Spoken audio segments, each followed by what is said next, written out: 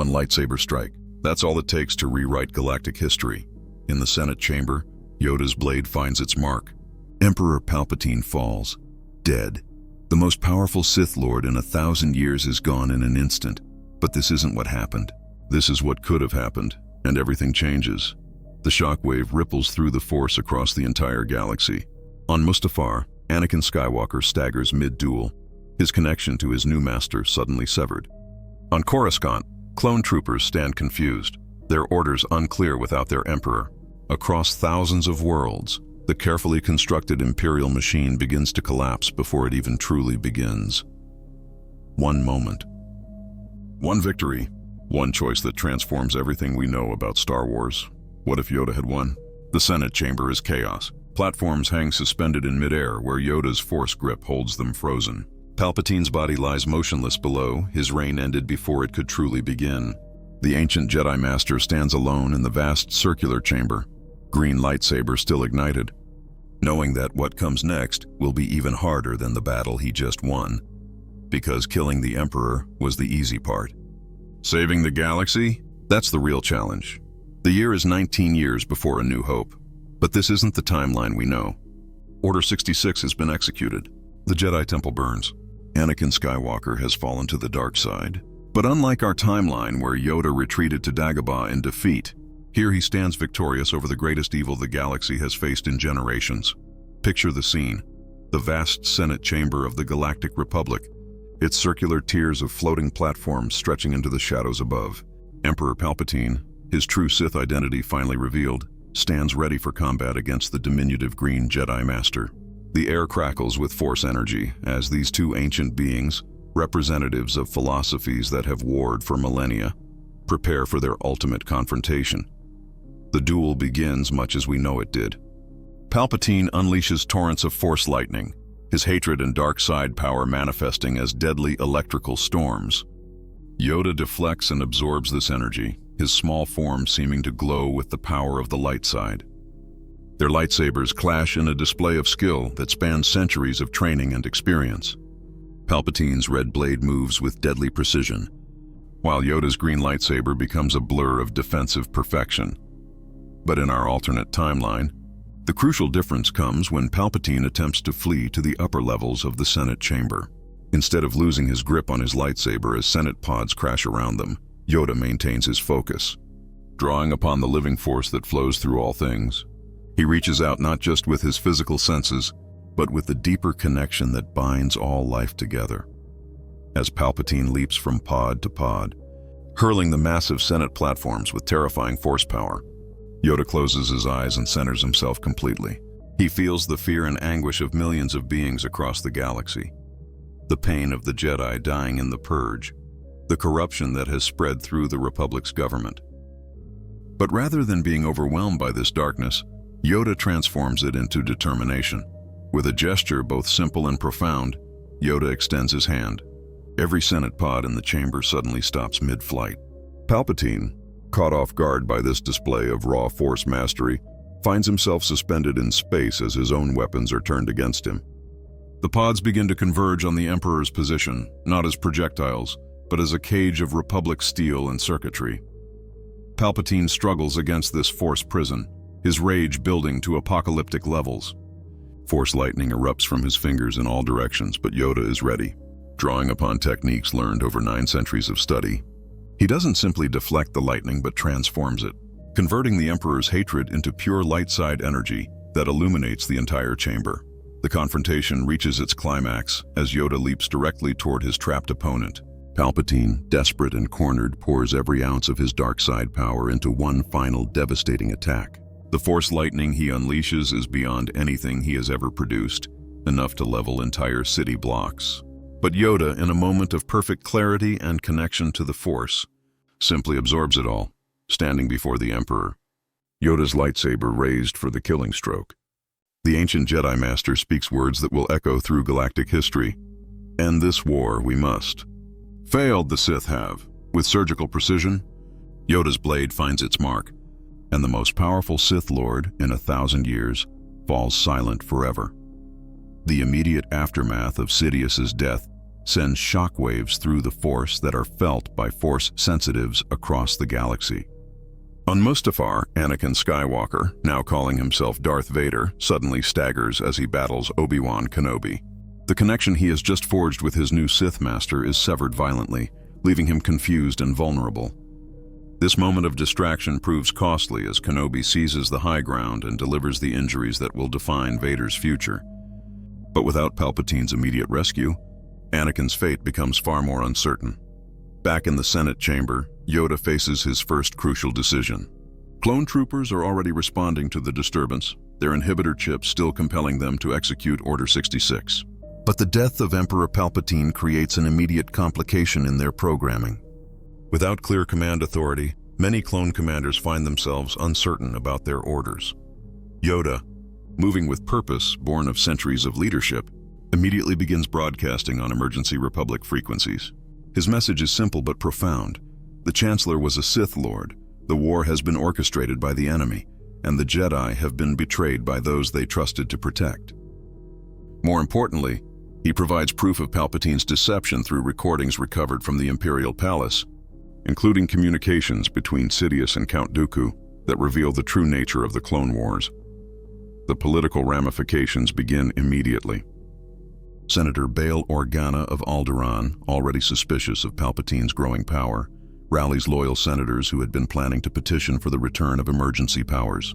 With concrete evidence of Sith manipulation, these senators find themselves with the leverage they need to act decisively. But the galaxy is vast, and Palpatine's influence extended far beyond the Senate chambers of Coruscant. Across thousands of star systems, newly appointed Imperial governors and Moffs who had been positioning themselves for power in the new empire suddenly find their authority questionable. Some had been true believers in Palpatine's vision of order, while others had simply been opportunists seeking to benefit from the regime change. The most immediate concern becomes the Grand Army of the Republic.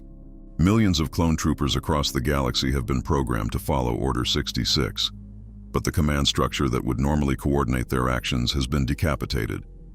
Some clone commanders, like Commander Cody on Utapau, continue their assault on surviving Jedi, following their inhibitor chip programming without question. Others, however, particularly those who had developed strong bonds with their Jedi generals, begin to experience the cognitive dissonance that comes from conflicting loyalties. Yoda recognizes that time is of the essence. Every moment that passes allows potential Imperial loyalists to consolidate power in the vacuum left by Palpatine's death. Working with Senator Organa and the handful of other trustworthy Republic officials, he coordinates a galaxy-wide communication effort to expose the truth of the Sith conspiracy. The revelation that Chancellor Palpatine was actually the Sith Lord Darth Sidious, and that the entire Clone Wars had been orchestrated to destroy the Jedi and transform the Republic into an empire, sends shockwaves through civilized space. On thousands of worlds, citizens who had supported the war effort in good faith suddenly realized they had been manipulated by the very evil they thought they were fighting against. But knowledge alone cannot undo the damage that has already been done. The Jedi Order has been decimated, with masters and Padawans across the galaxy already dead or in hiding. The Republic's democratic institutions have been corrupted and weakened by years of emergency powers and wartime restrictions. And perhaps most critically, the clone army that had been the Republic's salvation now represents its greatest threat. Yoda faces a choice that will define his legacy and the future of the galaxy. He could attempt to restore the old Republic, working within existing political structures to rebuild what had been destroyed. Alternatively, he could recognize that the institutions that allowed Palpatine to rise to power were fundamentally flawed and needed to be rebuilt from the ground up. The Jedi Master chooses a third path, one that honors both the democratic principles of the Republic and the harsh lessons learned from its fall. Working with Senator Organa, Senator Mon Mothma of Chandrila, and other trusted leaders, Yoda helps establish a transitional government with built-in safeguards against the concentration of power that had enabled Palpatine's rise. This new government's first priority is dealing with the clone army crisis. Without Palpatine's central authority, different clone units across the galaxy begin responding to local commanders or the last orders they received. Some continue hunting Jedi, others become confused about their mission, and a few, particularly those with commanders who had developed strong relationships with their Jedi generals, begin questioning their orders entirely. Yoda, working with medical experts and the few surviving Jedi, develops a plan to address the inhibitor chips that have turned the Republic's protectors into instruments of genocide. The process is dangerous and requires delicate surgery, but for clones willing to undergo the procedure, it offers the possibility of true free will for the first time in their lives. The response varies dramatically across different clone units. Some commanders, like Rex, who had already begun questioning his orders, eagerly embrace the opportunity to remove their chips. Others, conditioned by years of absolute loyalty to the Republic's authority, view the procedure as a form of betrayal or abandonment of their purpose. This creates one of the most complex moral and practical challenges of the post-Sidious galaxy. Millions of clone troopers had been created for war and programmed for absolute obedience. With their original purpose ended and their programming revealed to be a tool of manipulation, what role could they play in a peaceful society? Some clones choose to undergo the chip removal and attempt to build new lives as free individuals. They take names of their own choosing, pursue careers outside the military, and some even start families. Others, uncertain about their identity without military structure, form veteran organizations or security companies that provide services to the new government. But not all clones accept this new reality. A significant portion, particularly those in units that had not developed close relationships with Jedi, continue to view the Empire as legitimate and Yoda's government as a rebel conspiracy. These Imperial loyalist clones become one of the primary military challenges facing the restored Republic. The situation becomes even more complicated when considering Darth Vader. On Mustafar, Anakin's duel with Obi-Wan proceeds much as we know it did, with the former Jedi suffering horrific injuries from lava burns. However, without Palpatine's immediate rescue, Obi-Wan faces a crucial decision about his former Padawan's fate.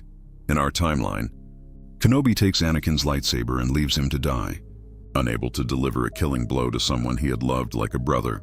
But with knowledge of Palpatine's death and the wider implications for the galaxy, Obi-Wan makes a different choice. Rather than abandoning Anakin, he saves his life and attempts to bring him back to Coruscant for medical treatment and, hopefully, redemption. The journey back to the core worlds with a critically injured Anakin becomes one of the most pivotal decisions in galactic history. During the long hyperspace journey, as Anakin drifts in and out of consciousness, Obi-Wan has the opportunity to speak with his former apprentice about what has happened and what led to his fall. Without Palpatine's influence continuing to poison his thoughts, and faced with the reality of his actions on Coruscant and Mustafar, Anakin begins to confront the magnitude of what he has done. The process is neither quick nor easy, but seeds of remorse and the possibility of redemption begin to take root. When they arrive on Coruscant, Anakin's fate becomes a matter of intense debate within the transitional government. Many argue that his crimes, particularly the massacre at the Jedi Temple, are unforgivable, and that he should face execution or life imprisonment. Others, led by Yoda and influenced by the Jedi principles of redemption and compassion, argue for the possibility of rehabilitation. The decision ultimately rests with Padme Amidala, who survived childbirth in this timeline, because Anakin's turn to the dark side was less complete and her will to live remained strong. Faced with the ruins of her marriage and the knowledge of her husband's crimes, Padme must decide whether the man she loved still exists within Darth Vader. Her choice shapes not only Anakin's future, but the moral foundation of the new Republic. Rather than seeking vengeance, Padme chooses to believe in the possibility of redemption while still insisting on accountability. Anakin agrees to face trial for his crimes, but as part of his sentence, he commits to using his abilities to help rebuild what he helped destroy. This decision proves controversial across the galaxy, with many beings unable to accept that someone who had committed such atrocities could be allowed to continue living, let alone contribute to society. The debate reflects larger questions about justice, forgiveness, and the possibility of redemption that will define the new Republic's character. Meanwhile, across the galaxy, the power vacuum created by Palpatine's death leads to numerous regional conflicts as various factions attempt to fill the void. Some Imperial governors attempt to maintain their authority by claiming to represent the legitimate continuation of Palpatine's government. Others declare independence, establishing their own autonomous territories or allying with local rulers who had chafed under Republic control. The most significant of these Imperial holdouts is Grand Moff Wilhuff Tarkin, who controls a substantial fleet and several key star systems in the Outer Rim. Tarkin had been one of Palpatine's most trusted supporters and firmly believes in the Imperial vision of order through strength. He views Yoda's government as a return to the corrupt weakness that had necessitated the Empire's creation in the first place. Tarkin's Imperial remnant becomes the primary external threat to the restored Republic, attracting other military leaders who share his views and clone units that remain loyal to Imperial ideology. This creates a situation remarkably similar to the galactic civil war we know from the original timeline, but with different ideological foundations and leadership structures. The New Republic faces the challenge of rebuilding democratic institutions while simultaneously fighting a military campaign against Imperial remnants. This dual pressure tests the government's commitment to democratic principles, as the temptation to adopt emergency powers and authoritarian measures in the name of military necessity remains strong. Yoda's role in this new government proves crucial but complicated. As the Jedi Master who defeated the Emperor, he commands enormous respect and moral authority across the galaxy. Many beings look to him as a natural leader who could provide the strong guidance needed during this transitional period. However, Yoda recognizes the dangers inherent in placing too much power in any single individual. Having witnessed firsthand how Palpatine exploited similar circumstances, instead of accepting a formal political position, Yoda chooses to serve as an advisor and moral guide while working to rebuild the Jedi Order. This decision reflects hard-learned lessons about the relationship between the Jedi and political power, recognizing that the Order's previous entanglement with Republic politics had contributed to its destruction. The process of rebuilding the Jedi Order proves even more challenging than restoring the Republic. Most Jedi Masters and Knights are dead, their knowledge and wisdom lost forever. The few survivors are scattered across the galaxy, many in hiding and traumatized by their experiences during Order 66. The Jedi Temple on Coruscant has been desecrated and converted into the Imperial Palace, its libraries and training facilities destroyed or corrupted. Yoda begins the reconstruction by reaching out to the surviving Jedi through the Force, calling them to emerge from hiding and help rebuild what was lost. The response is mixed, with some eager to resume their roles as guardians of peace and justice, while others remain too traumatized or skeptical to return to active service. Those who do respond face the enormous task of rebuilding not just the physical infrastructure of the Order, but its philosophical and educational foundations. Many of the techniques, traditions, and knowledge bases that had been passed down through generations of masters have been lost. The survivors must piece together fragments of Jedi wisdom while also learning from the mistakes that led to the Order's downfall. One of the most significant changes in the rebuilt Jedi Order is a new approach to training and emotional attachment. The traditional prohibition against emotional connections, which had contributed to Anakin's fall, is reevaluated in light of recent events.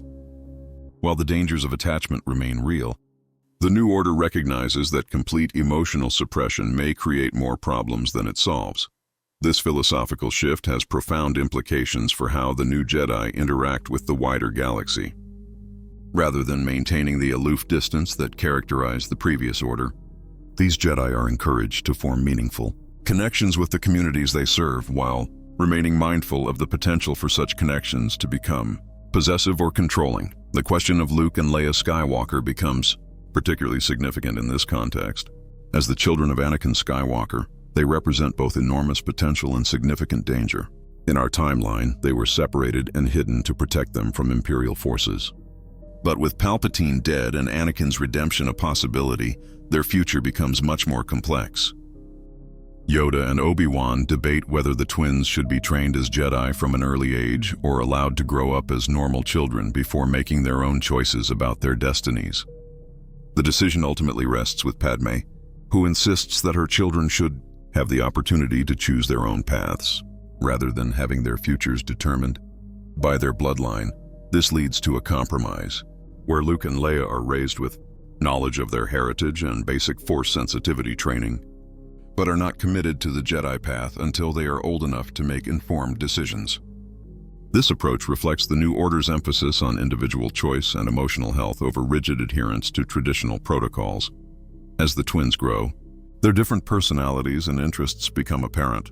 Luke shows a strong connection to the Force and an interest in the philosophical aspects of Jedi training, while Leia demonstrates political acumen and leadership abilities that suggest a future in galactic governance. Both paths are respected and supported, reflecting the New Republic's recognition that different individuals can serve the greater good in different ways. The presence of redeemed Anakin in their lives adds another layer of complexity to their upbringing. As he works to atone for his crimes and rebuild his relationship with his family, Anakin becomes both a source of wisdom about the dangers of the dark side and a living reminder of the potential for redemption even in the darkest circumstances. The military situation across the galaxy remains unstable for years following Palpatine's death. While Tarkin's Imperial remnant represents the most organized opposition to the restored Republic, numerous smaller conflicts erupt as local disputes that had been suppressed by Imperial authority resurface. Some of these conflicts are legitimate grievances between different species or worlds, while others are opportunistic attempts to seize territory or resources during the period of uncertainty. The New Republic's military response to these challenges requires careful balance. On one hand, the government needs sufficient military power to protect democratic institutions and maintain order. On the other hand, the memory of how a massive military buildup had facilitated Palpatine's rise to power makes many beings suspicious of any large-scale military expansion. The solution comes through a combination of reformed clone units, volunteer militias from member worlds, and eventually a new generation of recruits who choose military service freely rather than being bred for it. This diverse military structure proves more resilient than the uniform clone army, as different units bring varied perspectives and capabilities to their missions. The clone troopers who choose to remain in military service face unique challenges in this new environment. Having been created for war and programmed for absolute obedience, adapting to a military culture that values independent thinking and moral decision-making proves difficult for many. Some excel in this new environment, becoming excellent leaders and mentors for non-clone recruits. Others struggle with the transition and eventually choose civilian careers where their skills can be applied in different contexts. The economic implications of Palpatine's death and the Empire's collapse create additional challenges for the restored Republic. The Imperial military-industrial complex had employed millions of beings across thousands of worlds, many of whom suddenly find their livelihoods threatened by the shift toward peace and democracy. Converting weapons factories to civilian production, retraining military contractors for peacetime work, and managing the economic disruption of ending the Clone Wars requires enormous resources and careful planning. Some worlds that had benefited economically from Imperial policies resist the transition, leading to political tensions that sometimes escalate into armed conflict. The New Republic must balance the need for economic stability with its commitment to democratic principles and justice, often leading to difficult compromises and long-term development programs designed to ease the transition. The cultural impact of revealing the truth about the Clone Wars and Palpatine's deception reverberates through galactic society for decades. Educational systems must be reformed to correct the propaganda and misinformation that had been spread during the Imperial period. Historical records need to be corrected, and a new generation of scholars and journalists works to document the true history of recent events.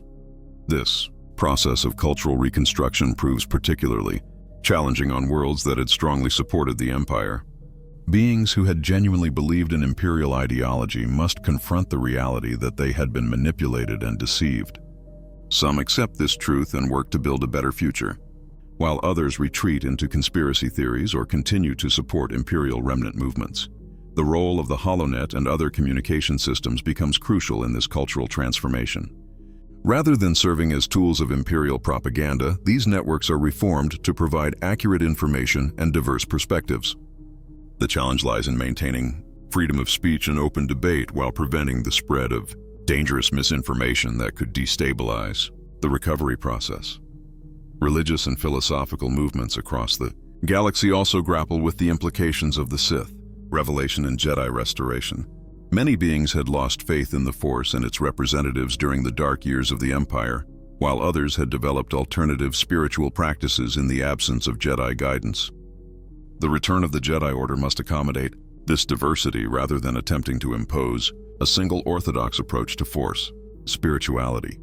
The question of how to handle former Imperial officials and collaborators becomes one of the most divisive issues facing the New Republic. While some clearly committed war crimes and deserved punishment, many others were ordinary beings trying to survive under a repressive regime. The government must balance demands for justice with the practical need for reconciliation and the expertise required to rebuild galactic institutions. A truth and reconciliation process emerges as a compromise solution, allowing former Imperial officials to confess their actions and make amends in exchange for avoiding prosecution, while reserving criminal trials for the worst offenders. This process proves controversial, but ultimately helps stabilize many worlds by providing a path forward that doesn't require endless cycles of revenge and counter-revenge. The environmental and humanitarian crises created by the Clone Wars also require immediate attention. Entire worlds have been devastated by orbital bombardment, chemical weapons, or economic disruption. Refugee populations number in the billions, many having fled their homes multiple times as battle lines shifted back and forth across their star systems. The New Republic establishes massive humanitarian programs to address these crises, but the scale of need far exceeds available resources. Cooperation with private organizations, local governments, and even some reformed imperial institutions becomes necessary to provide adequate relief and begin the long process of reconstruction. Some of the most challenging cases involve worlds where the local population had been displaced or enslaved to serve imperial interests. Restoring these beings to their homes and compensating them for their losses requires not only enormous resources but also complex negotiations with current inhabitants who may have settled in displaced communities or purchased property from imperial authorities in good faith. The development of new technologies also shapes the post-imperial galaxy. Research that had been directed toward military applications during the Clone Wars can now be redirected toward peaceful purposes, leading to advances in medicine, agriculture, and space exploration. However, the same technologies that had made the imperial military so powerful also create security concerns if they fall into the wrong hands. The New Republic must develop policies for controlling dangerous technologies while preserving academic freedom and encouraging innovation. This balance proves particularly challenging with Force-related research, as the line between studying the Force for scientific purposes and developing weapons to exploit it becomes increasingly blurred. The discovery and training of new Force-sensitive individuals becomes a priority for the rebuilt Jedi Order, but the process proves more complex than in previous eras. Many potential Jedi are adults who have lived through the Imperial period and carry psychological scars from their experiences. Others have developed their abilities independently, sometimes learning techniques that conflict with traditional Jedi training.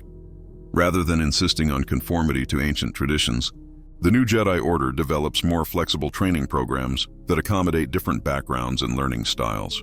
This diversity strengthens the Order by bringing in fresh perspectives and techniques, but also creates challenges in maintaining philosophical coherence and shared values. The relationship between the Jedi and other Force-using traditions becomes another area of exploration and occasionally conflict. Groups like the Night Sisters of Dathomir, the Guardians of the Wills on Jedha, and various local shamanic traditions had been suppressed or ignored by the previous Jedi Order. The rebuilt Order seeks to establish more respectful relationships with these groups, learning from their different approaches to the Force while maintaining its own identity and mission.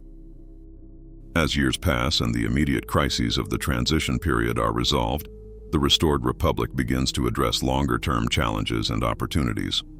The question of expansion into unexplored regions of the galaxy becomes particularly significant, as improved technology makes previously unreachable areas accessible for the first time.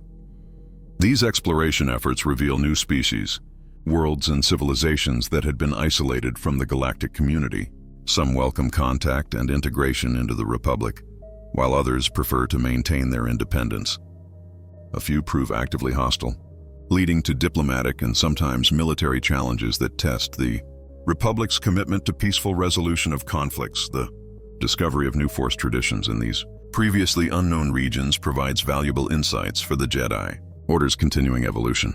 Some of these traditions offer alternative approaches to dark side corruption, while others reveal techniques for healing and restoration that had been lost from mainstream Jedi knowledge. The question of the Sith becomes particularly complex in this new era. With Palpatine's death, the rule of two appears to have ended, but Sith knowledge and artifacts remain scattered across the galaxy. The new Republican Jedi Order must decide whether to seek out and destroy these remnants or attempt to study and contain them safely.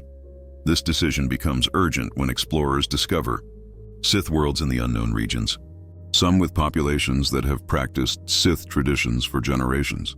The question of how to deal with entire civilizations built around dark-side philosophy challenges both the Republic's commitment to individual freedom and the Jedi Order's mission to oppose the Sith. The development of new forms of government and social organization emerges as different worlds experiment with alternatives to traditional imperial or republican models. Some adopt direct democracy enabled by advanced communication technology, while others develop cooperative systems based on mutual aid and shared resources.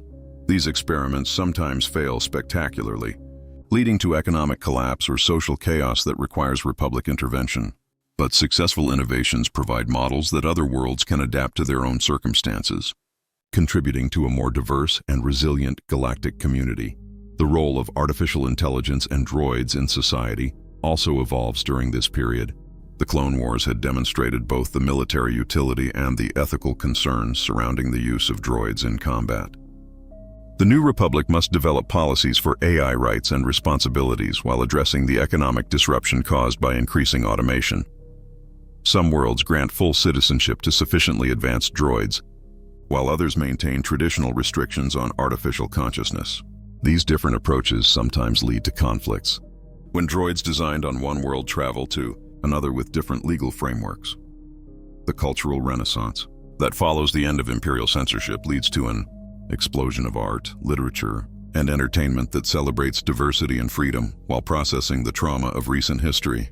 New art forms emerge that combine traditions from different worlds, while ancient practices that had been suppressed under imperial rule are revived and adapted for modern contexts.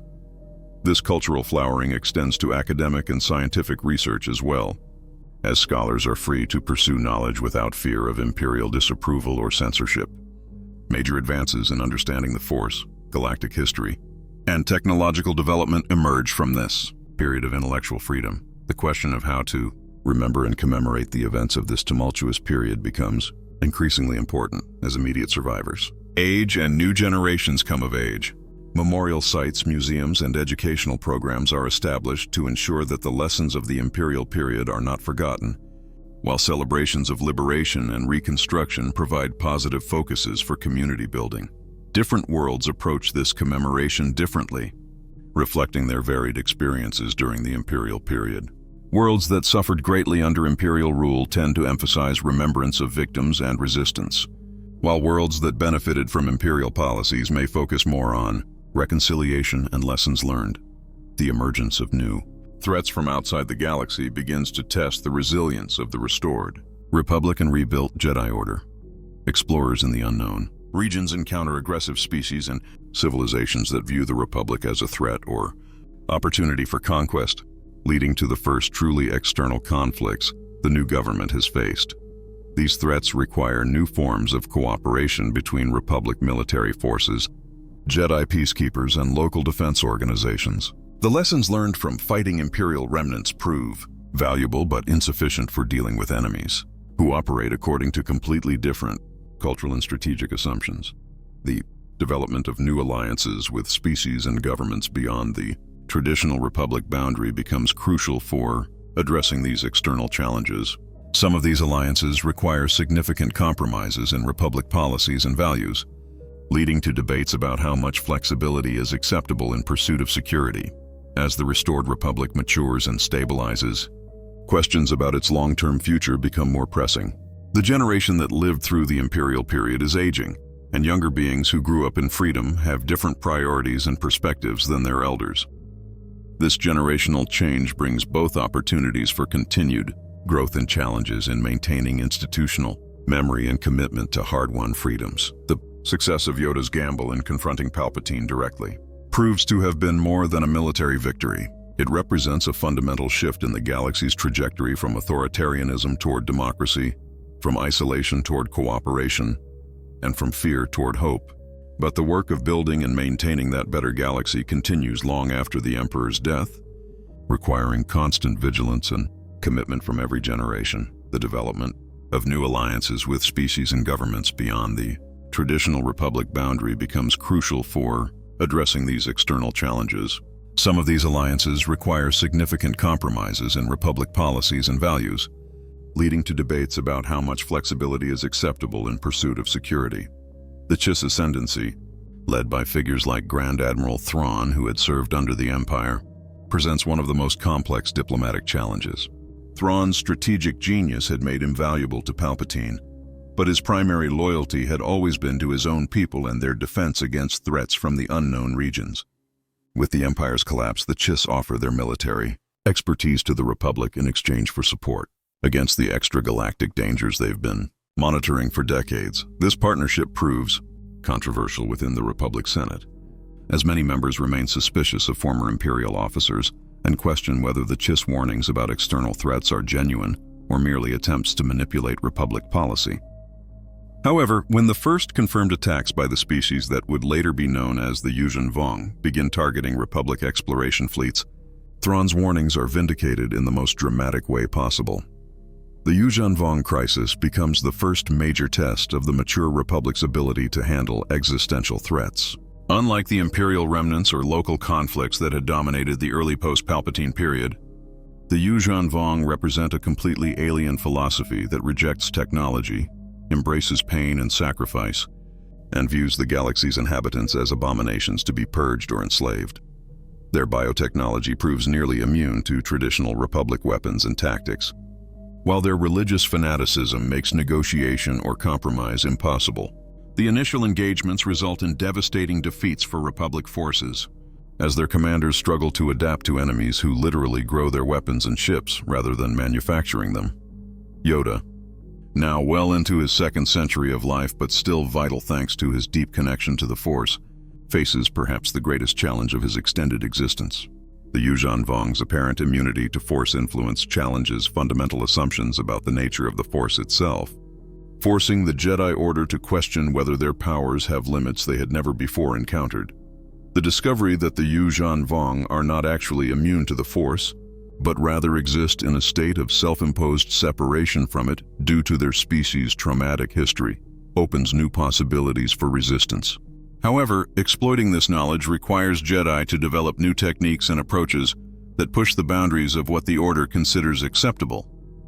Some younger Jedi, trained in the more flexible traditions of the rebuilt Order, prove more adaptable to these challenges than their older counterparts.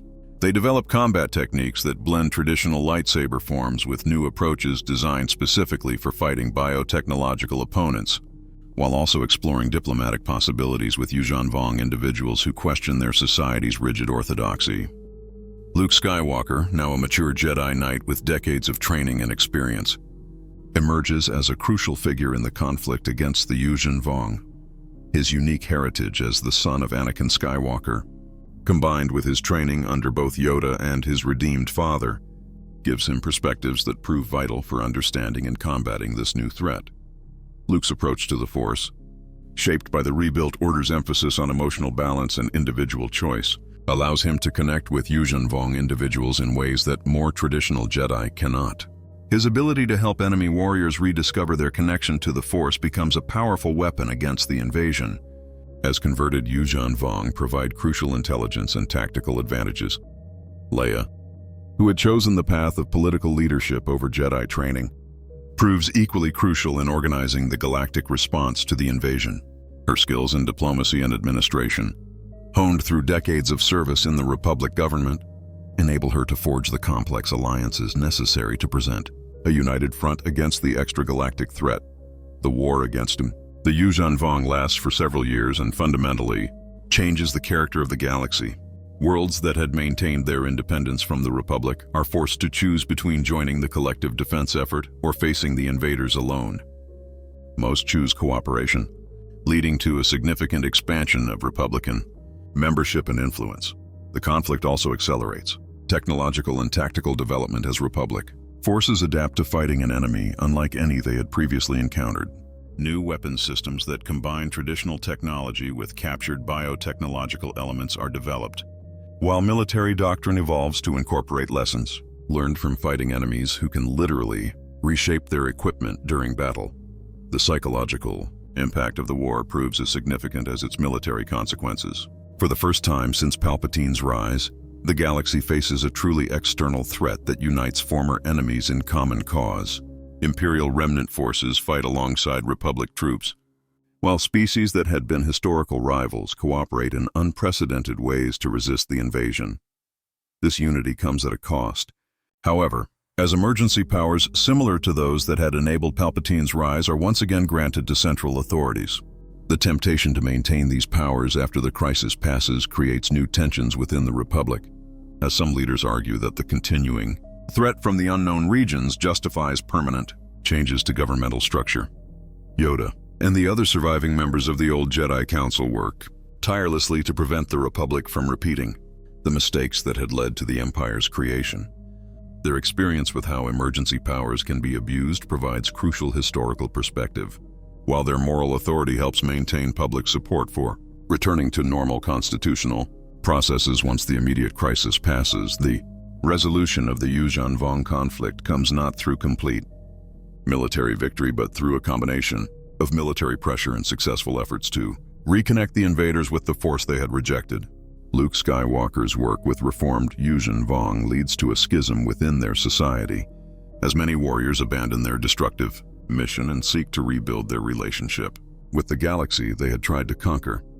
The post-war galaxy finds itself fundamentally transformed by the experience of successful cooperation against an existential threat. The Republic has expanded to include nearly every inhabited system in known space, while the Jedi Order has grown to include members from dozens of species and philosophical traditions that had been discovered or integrated during the conflict. However, this expansion brings new challenges as the Republic struggles to govern a galaxy that is more diverse than ever before. Different species and civilizations have varying concepts of democracy, individual rights, and governmental responsibility, leading to constant negotiations and compromises to maintain unity while respecting local traditions. The Jedi Order faces similar challenges as it incorporates Force traditions from across the expanded galaxy. Some of these traditions offer valuable new insights and techniques, while others conflict with fundamental Jedi principles in ways that require careful consideration and dialogue to resolve. Anakin Skywalker, now an elderly man who has spent decades atoning for his crimes as Darth Vader, becomes a crucial figure in these intertraditional discussions. His experience with both the light and dark sides of the Force, combined with his engineering background and unique perspective on redemption, helps bridge gaps between different philosophical approaches to Force use. The question of how to handle the continuing presence of dark side artifacts and knowledge becomes increasingly complex as exploration reveals Sith and other dark side sites throughout the expanded galaxy. Some argue for their complete destruction, while others believe they should be studied and understood to prevent future corruption. A compromise emerges in the form of specialized Jedi researchers who undergo intensive training in resisting dark side influence while studying dangerous artifacts and locations. These shadow Jedi operate under strict oversight and rotation schedules to prevent prolonged exposure to corruption. While their research contributes to the Order's understanding of how to combat dark side influences more effectively, the economic implications of the expanded galaxy create unprecedented opportunities and challenges. New trade routes connect previously isolated regions, while the discovery of unique resources and technologies drives innovation and economic growth. However, the integration of so many different economic systems requires careful management to prevent exploitation and ensure that the benefits of expansion are shared equitably. Some worlds that had been economically marginalized under the Empire find themselves at the center of new trade networks, while others must adapt to increased competition and changing market conditions.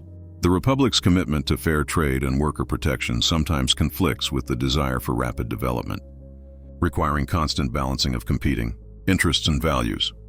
The cultural renaissance that follows the successful defense against the Yuuzhan Vong surpasses even the flowering that had occurred after Palpatine's defeat. The integration of so many different civilizations creates unprecedented opportunities for cultural exchange and artistic collaboration, leading to new art forms and philosophical movements that reflect the galaxy's increased diversity and unity. Educational systems undergo major reforms to accommodate the need for citizens who can function effectively in this more complex and diverse galaxy. Language learning becomes a priority, while curricula are expanded to include the histories and cultures of newly integrated species and civilizations. The development of improved communication and transportation technologies helps bind the expanded galaxy together, but also creates new vulnerabilities that must be carefully managed. The same networks that enable unprecedented cooperation also provide pathways for criminal organizations, extremist movements, and other destabilizing influences to spread their activities across multiple star systems. The criminal underworld adapts quickly to the new galactic reality, with organizations like the remnants of the Hutt cartels and various smuggling rings expanding their operations to take advantage of increased trade and the complexity of governing such a diverse territory. Law enforcement agencies must develop new techniques and cooperative frameworks to address crimes that span multiple species, legal systems, and cultural contexts. Terrorist organizations emerge that oppose either the Republic's expansion or the integration of specific species or regions. Some of these groups are motivated by xenophobia or religious extremism, while others represent legitimate grievances about the pace or manner of integration that have been inadequately addressed through normal political channels. The Jedi Order's role in addressing these security challenges evolves as the Order grows in size and diversity. Traditional Jedi peacekeeping methods must be adapted for situations involving species and cultures that have different concepts of conflict resolution and justice, while the Order's commitment to nonviolence is tested by opponents who show no restraint in their methods. New specializations within the Jedi Order emerge to address these diverse challenges.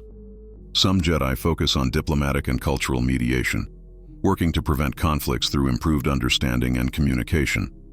Others specialize in investigation and intelligence gathering, using their Force abilities to uncover criminal networks and terrorist plots. Still others concentrate on healing and recovery, helping communities and individuals recover from trauma and conflict. The relationship between the Jedi Order and the Republic government continues to evolve as both institutions adapt to their expanded roles and responsibilities. The lessons learned from the previous Order's entanglement with Republic politics inform new protocols and boundaries, but the practical demands of governing such a diverse galaxy sometimes strain these limitations. Regional variations in how the Republic operates emerge as different sectors adapt the general governmental framework to their specific needs and cultures. Some regions maintain the traditional Senate-based system, while others experiment with different forms of representation or decision-making that better reflect local values and traditions. The question of succession and leadership development becomes increasingly important as the generation that rebuilt the Republic ages and prepares to pass authority to younger leaders. Luke and Leia Skywalker, as symbols of the Republic's successful defense and renewal, are often looked to as natural successors, but both resist attempts to create hereditary or charismatic authority structures that could undermine democratic institutions. Instead, they work to develop institutional frameworks and cultural norms that will ensure smooth transitions of power based on merit and democratic choice, rather than family connections or personal loyalty. This effort involves reforming educational systems, political parties, and civic organizations to better prepare citizens for the responsibilities of democratic participation. The exploration of previously unknown regions of the galaxy continues to reveal new challenges and opportunities. Some discoveries offer solutions to existing problems, such as new energy sources or medical treatments, while others create new complications, such as territorial disputes or environmental hazards that affect multiple star systems.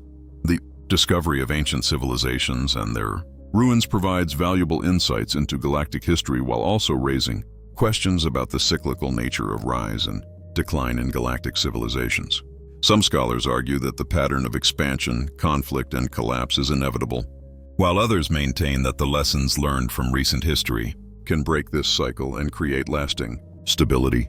Archaeological expeditions to these ancient sites sometimes encountered dangers that had been left behind by previous civilizations, including automated defense systems, biological hazards, and dark side artifacts that continue to pose threats millennia after their creator's disappearance.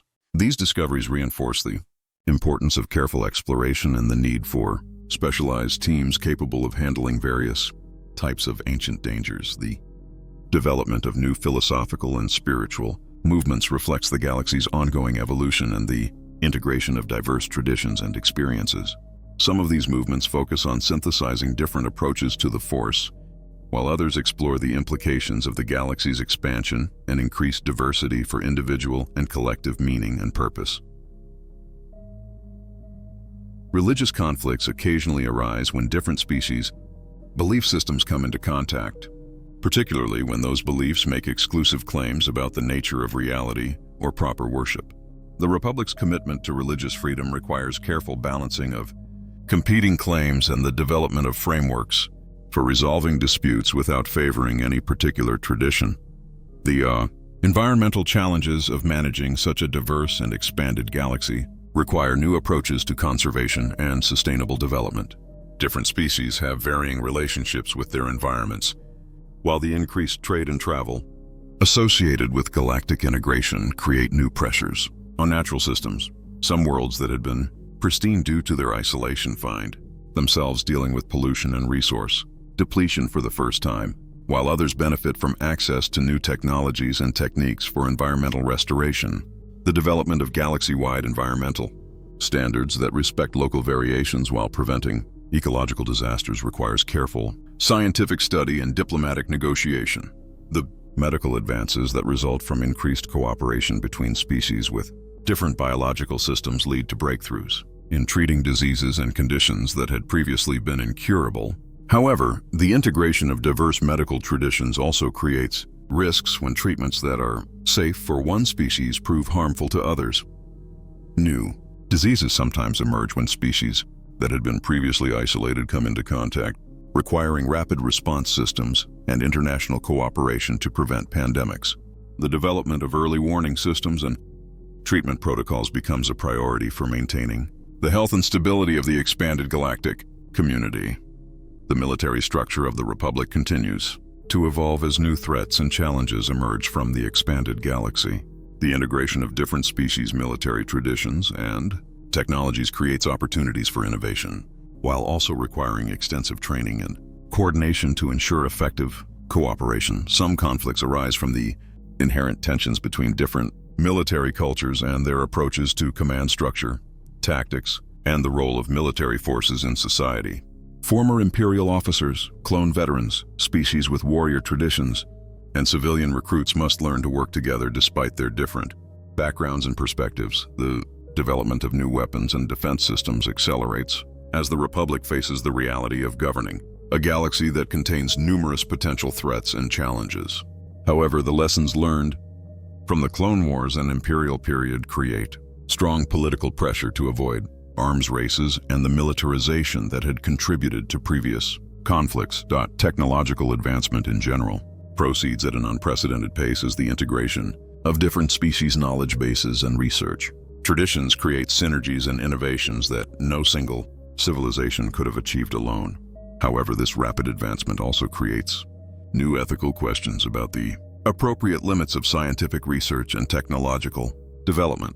The question of artificial intelligence rights becomes more pressing as different species' approaches to creating and interacting with artificial consciousness are integrated.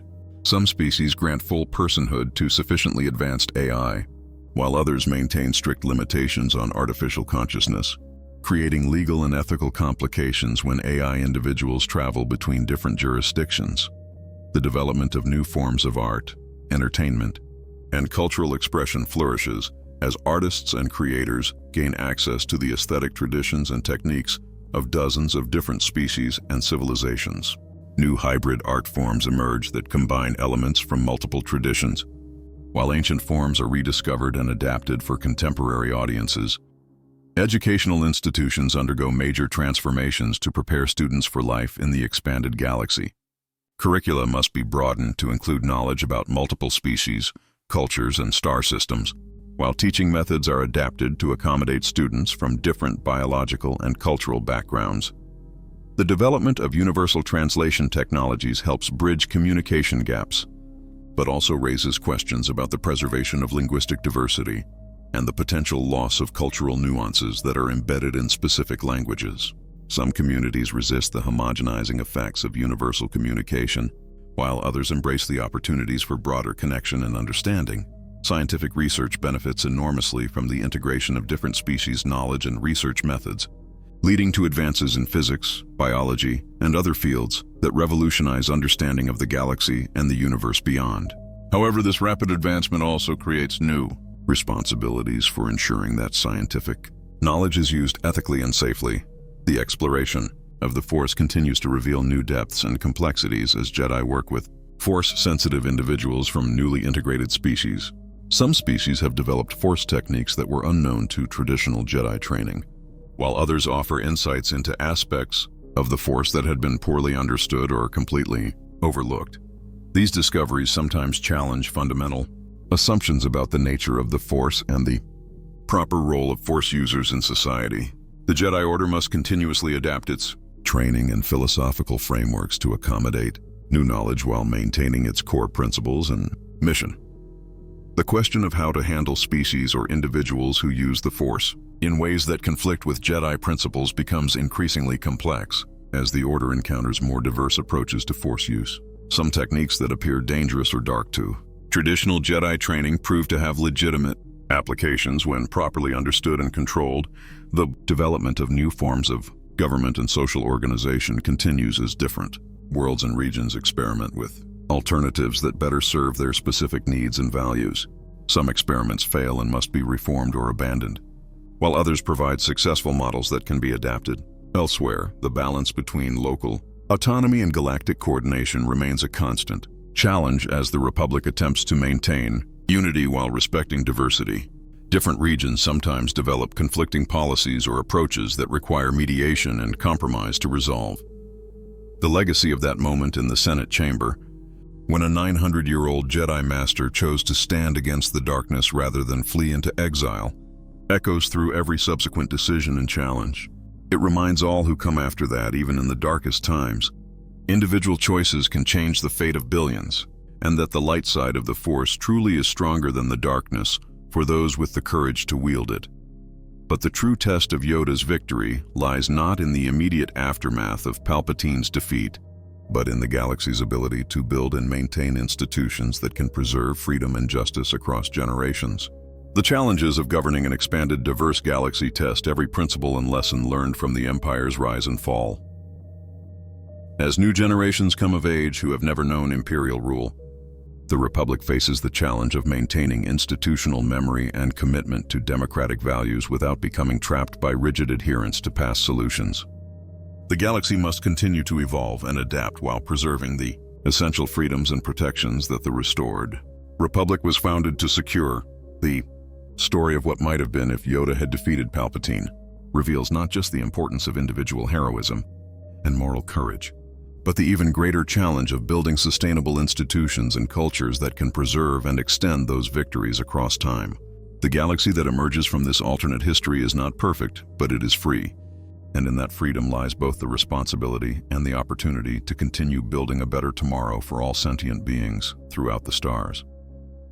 In the end, this alternate timeline reveals that victory over evil is not a destination, but a journey, requiring constant vigilance, adaptation, and commitment from every generation. The light side of the Force may be stronger than the dark, but it requires conscious choice and continuous effort to maintain that strength across the vast expanse of space and time that defines galactic civilization.